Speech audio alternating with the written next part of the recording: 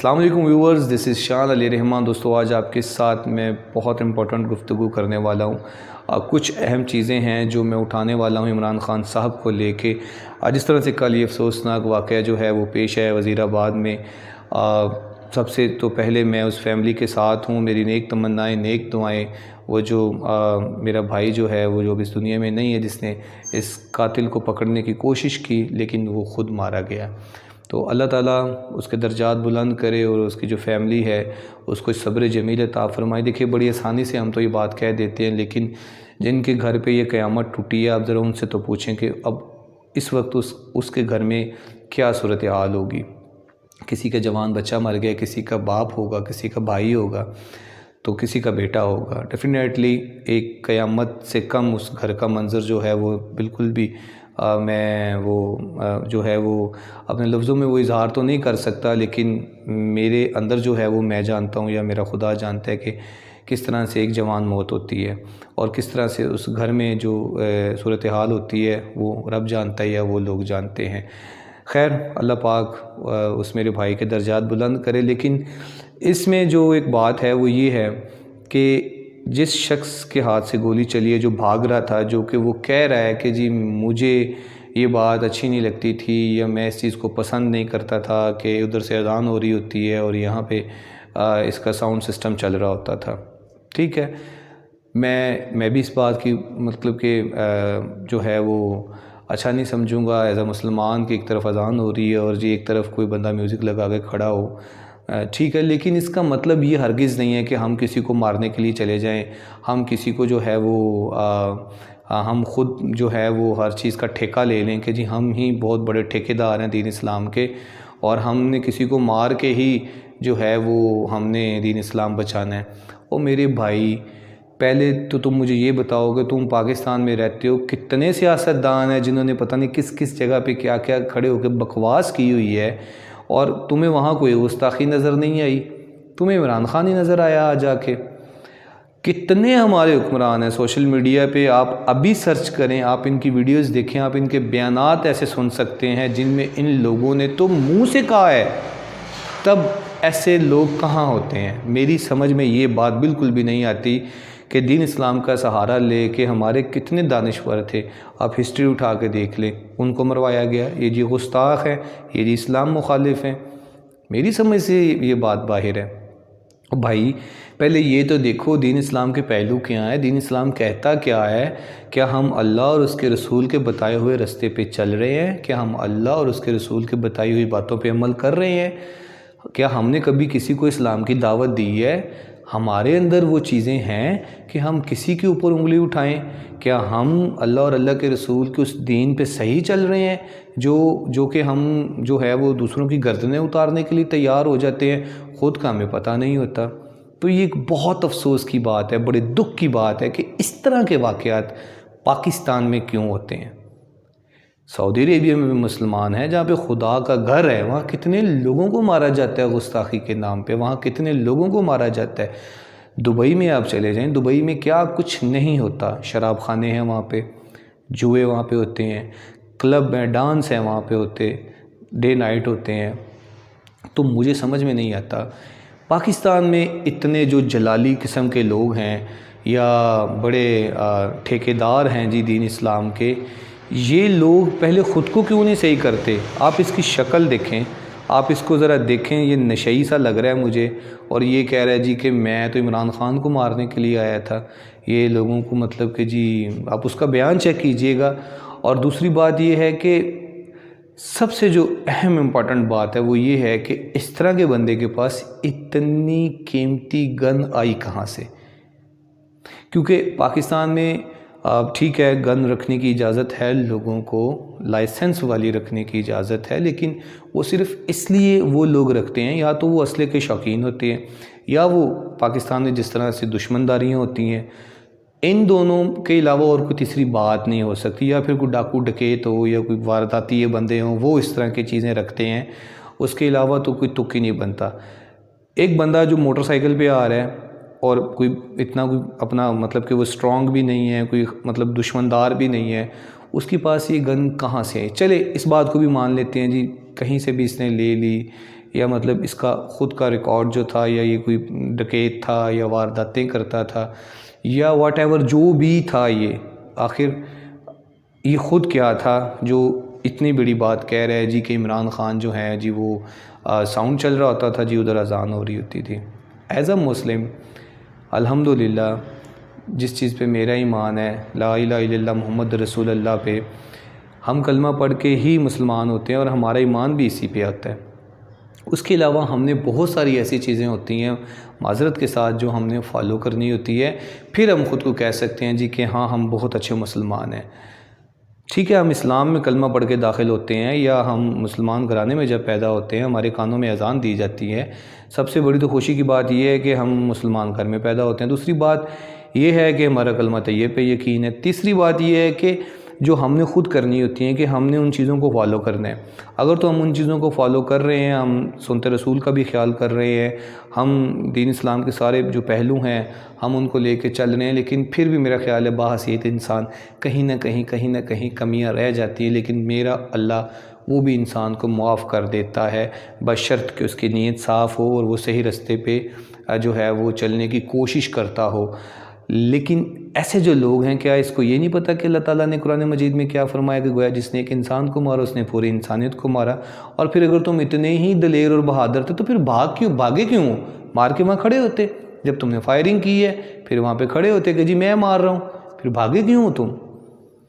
اتنے تو تم بہادر تھے، اتنے تو تم دلیر تھے، اور تم کہہ رہے ہو جی مجھے یہ چیز، اور جو کھڑا ہے وہ تو پھر کھڑے، اس نے کہا جی ہاں میں نے مارا ہے۔ بھاگے کیوں ہو پھر؟ تمہارے بھاگنے کی وجہ سے جو تمہارے ہاتھ سے گولی چلی ہے وہ ایک کسی گھر کا ایک جو چاند تھا وہ جو ہے وہ تم نے مار دیا، تمہارے ہاتھ سے گولی چلی اور وہ اس دنیا میں نہیں رہا۔ دکھ کی بات ہے یہ۔ اس کے علاوہ اور بھی نقصان ہو سکتا تھا، اور میں وہ اپنے دوسرے جو میرا بھائی ہے میں اس کا بھی بڑا شکر گزار ہوں، پوری قوم اس کی شکر گزار ہے کہ جس بہادری کے ساتھ، جس دلیری کے ساتھ اس نے اس کے ہاتھ کو نیچے کیا، ورنہ جس طرح آٹو گن تھی وہ تو بہت سارے لوگ مر سکتے تھے، بہت سارے لوگوں کو نقصان پہنچ سکتا تھا۔ اور یہ شخص کہہ رہا ہے، مجھے حیرت ہو رہی ہے اس بات پہ، کہتا ہے میں صرف عمران خان کو مارنے آیا تھا۔ او بھائی، یا تو خان صاحب اکیلے کھڑے ہیں، تم اتنی نہیں تمہیں سوچ سمجھ کہ یار جب میں نے یوں گولی چلانی بیچ میں باقی لوگ بھی کھڑے ہوں گے، کسی کو بھی لگ سکتی ہے، یا تو تم کوئی بہت بڑے جی سنائپر ہو اور تم کھڑے ہو کے صرف ایک ہی بندے کو ٹارگٹ کر رہے ہو اور تم کہہ رہے ہو جی کہ میں صرف اسی کو مارنے آیا تھا۔ تو مطلب بات اس کی ذرا سنیں، اور میری سمجھ میں تو بہت سارے سوالات ہیں، اسی طرح پوری قوم کے پاس بہت سارے سوالات بھی ہیں اور جواب بھی ہیں۔ تو مجھے امید ہے انشاءاللہ اس دفعہ ایسا نہیں ہوگا جو لیاقت علی خان صاحب کے ساتھ ہوا۔ ذوالفقار علی بھٹو صاحب تو چلیں، ان کو تو جس طرح سے بھی جو بھی معاملات تھے وہ بھی بہت سے لوگوں کو پتہ ہے۔ مین چیز جو ہے وہ بے نظیر بھٹو صاحبہ جس طرح سے شہید کی گئی، تو مجھے امید ہے انشاءاللہ تعالیٰ کہ اس دفعہ ایسا نہیں ہوگا، اور آئی ہوپ کہ صحیح جو شخص ہے اس معاملے کے پیچھے، اس پورے پلان کے پیچھے، مجھے امید ہے کہ وہ کھل کے سامنے اب آنا چاہیے، چاہے وہ کوئی انڈین ایجنسی کے لوگ ہوں، چاہے وہ امریکنز ایجنسی کے ہوں، چاہے وہ کسی بھی جو ہمارے پاکستان مخالف ایجنسیاں کام کرتی ہیں، یا جو بھی لوگ ہیں ان کو سامنے آنا چاہیے۔ یہ نہیں کہ اس بندے کو جو ہے وہ جی کسی پلان کے تحت مار دیا جائے کہ جی یہ بھاگ گیا تو پولیس مقابلہ ہو گیا، یا اس نے خودکشی کر لی، یا جو بھی کر لیا۔ بہت سارے ایسے راستے ہوتے ہیں نا پھر کسی کو ثبوت کو مٹانے کے لیے۔ تو مجھے امید ہے کہ اب ایسا نہیں ہوگا۔ پوری قوم کے سامنے یہ چیزیں ہیں، پوری قوم دیکھ رہی ہے، پوری قوم کے علاوہ پوری دنیا دیکھ رہی ہے کہ ہو کیا رہا ہے۔ ابھی ایک زخم بھرا نہیں ہے ارشد شریف شہید کو لے کے، تو اب دوسرا جو ہے زخم وہ پھر سے جو ہے وہ کھرید دیا گیا ہے۔ تو یہ ایک افسوسناک بات بھی ہے، اور خوش آئند بات یہ ہے کہ اللہ تعالیٰ نے خان صاحب کو باحفاظت رکھا۔ وہ اس حملے میں بالکل ٹھیک ہے، صرف ان کی ٹانگ پہ گولی لگی، اور جس دلیری اور بہادری کے ساتھ آپ یقین مانیں کہ اس وقت میں نے جب وہ ویڈیو کے مناظر دیکھے تو میرے دل سے خان صاحب کے لیے دعا نکلی اور میری آنکھوں میں آنسو تھے کہ جس طرح سے وہ کنٹینر سے نکلیں اور اپنی قوم کو ہاتھ ہلایا انہوں نے، اور ان کے چہرے پہ جو تھا وہ اسمائل تھی۔ میں نے آج تک اپنی زندگی میں ایسا لیڈر نہیں دیکھا، ایسا شخص میں نے نہیں دیکھا۔ اور اس جاہل انسان کو یہ نہیں پتہ کہ عمران خان صاحب نے ہمارے رسول اللہ صلی اللہ علیہ وسلم کی بات کو کس کس جگہ پہ اٹھایا اور کس کس طریقے سے اس بات کو جو ہے آج تک کوئی نہیں کر سکا۔ اقوام متحدہ ہو، OIC کا اجلاس ہو، جہاں بھی ہو، تو خان صاحب نے رسول اللہ صلی اللہ علیہ وسلم کی بات کی، دین اسلام کی بات کی۔ دلوں کی بات تو اللہ جانتا ہے، اور جہاں تک میرا ایمان ہے، جہاں تک میرے جیسے بہت سارے بھائی بہن ایسے ہیں جن کا اللہ اور اس کے رسول پر ایمان ہے، وہ یہ باتیں جانتے ہیں کہ کون صحیح ہے اور کون غلط ہے۔ دیکھیں، جس کو کہتے ہیں نا کہ اللہ تعالیٰ جو ہے، جس سے اللہ تعالیٰ نے کوئی کام لینے ہوں تو اللہ تعالیٰ ان کو ذمہ داریاں سونپتا ہوتا ہے۔ پاکستان کی ہسٹری، پاکستان کے گندے سیاستدان، پاکستان کی گندی وہ جو سازشیں ہیں وہ پوری قوم کے سامنے ہیں۔ اگر اب بھی ہم لوگ نہ سمجھیں یہ ملک ہمارا ہے، یہ ملک کسی کے باپ کا نہیں ہے، اس ملک کو بڑی ہم نے محنتوں کے ساتھ، بڑی قربانیوں کے ساتھ، بڑی مصیبتوں کے ساتھ ہم نے یہ پاکستان حاصل کیا تھا۔ قائد اعظم محمد علی جناح جو تھے، جس طرح سے ان کی کوششیں تھیں، جس طرح سے انہوں نے فائٹ کی اپنی بیماری کے ساتھ اور اتنی دلیری کے ساتھ انہوں نے ہمیں یہ ملک دیا۔ لیکن دکھ کی بات یہ ہے کہ بہت سارے ایسے لوگ ہیں جو کہ جن کے اوپر جہالت کی انتہا ہے، انہوں نے ہمیشہ دین اسلام کو استعمال کیا ہے۔ دین اسلام کو استعمال کر کے ناحتے لوگوں کو اور بے گناہ لوگوں کو مار کے، دانشور لوگوں کو مار کے وہ سمجھتے ہیں کہ ہم سرخرو ہو گئے اور ہم نے اللہ اور اللہ کے رسول کو راضی کیے۔ اللہ اور اللہ کے رسول کو راضی کرنے کے لیے پہلے صحیح رائٹ وے پہ چلو، تاکہ تمہیں بھی خود کو پتہ ہو کہ اللہ اور اللہ کے رسول نے فرمایا کیا ہے اور ہم نے کرنا کیا ہے۔ تو ان چیزوں کو سمجھنا ہمارے ملک میں یہ جو ہے اس چیز کی تربیت جو ہے وہ بہت کم ہے۔ جہالت جو ہے وہ عروج پہ ہے، اور آپ کسی کو بھی کسی کے خلاف کر سکتے ہیں، کسی کی بھی ویڈیو ایڈیٹنگ کر کے، فوٹوز ایڈیٹنگ کر کے ایسے جاہل لوگوں کو آپ دکھا کے کہہ سکتے ہیں کہ یہ تو جی دین اسلام کا مخالف ہے اور یہ جو ہے گستاخ ہے، تو کیونکہ اس کا برین واش کیا جاتا ہے۔ جس طرح سے آپ دیکھ لیں کہ سوات میں تھا، آج سے 8-10 سال پہلے سب لوگوں نے دیکھا کہ اس شخص کو یہی نہیں پتہ کہ میں جہاں جا کے پھٹنے جا رہا ہوں وہ اللہ کا گھر ہے، اور وہاں پہ جو نمازی ہیں وہ بھی مسلمان ہیں، کلمہ گو ہیں، کسی کا بھائی ہے، کسی کا باپ ہے، کسی کا شوہر ہے، کسی کا بیٹا ہے، تو میں کیوں ان نہتے اور ان بے گناہ لوگوں کو مارنے کے لیے جا رہا ہوں؟ لیکن اس کو تیار اس طرح سے کیا جاتا تھا کہ تم جاؤ اور تم جا کے پڑھ جاؤ اور تم سیدھا جنت میں جاؤ گے، تمہیں حوریں ملیں گی۔ اور وہ بالکل بھی یہ بات کو سمجھ نہیں پاتا تھا کہ میں تو خودکشی کرنے جا رہا ہوں، حرام ہے یہ دین اسلام میں، اور اللہ تعالیٰ قرآن مجید میں کہتے ہیں جس نے ایک انسان کو مارا اس نے پوری انسانیت کو مارا، تو میں کیا کرنے جا رہا ہوں؟ لیکن اس کو